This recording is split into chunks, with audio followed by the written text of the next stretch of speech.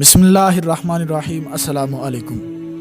یہ روایت ہے انہی سے کہ رسول اللہ صلی اللہ تعالیٰ علیہ وآلہ وسلم سخت تکلیف کے وقت یہ کہتے: اللہ کے سوا کوئی لائق عبادت نہیں، وہ عظمت والا حلم والا ہے۔ اللہ کے سوا کوئی معبود نہیں جو بڑے عرش کا رب ہے۔ اللہ کے سوا کوئی معبود نہیں جو آسمانوں کا رب اور زمین کا رب اور کرم والے عرش کا رب ہے۔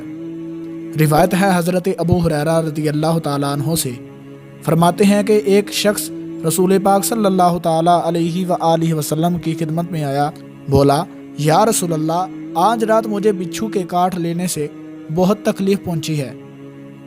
رسول پاک صلی اللہ تعالیٰ علیہ وآلہ وسلم نے فرمایا: اگر تم شام کے وقت یہ کہہ لیتے کہ میں اللہ کے کامل کلموں کی پناہ لیتا ہوں، تمام مخلوق کے شر سے تمہیں بچھو تکلیف نہ پہنچاتا۔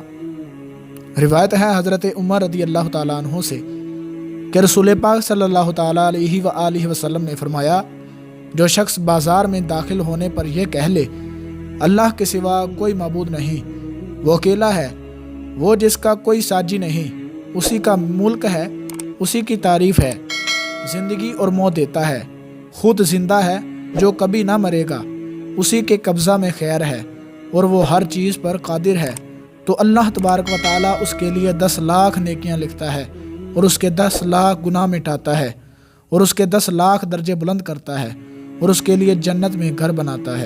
دوستو، اللہ تبارک و تعالیٰ سے دعا ہے کہ اللہ رب العزت ہمیں ان احادیث پر عمل کرنے کی توفیق عطا فرمائے، اور احادیث کی تشریح ڈسکرپشن میں تفصیل کے ساتھ موجود ہے، اگر آپ دیکھنا چاہیں تو دیکھ سکتے ہیں۔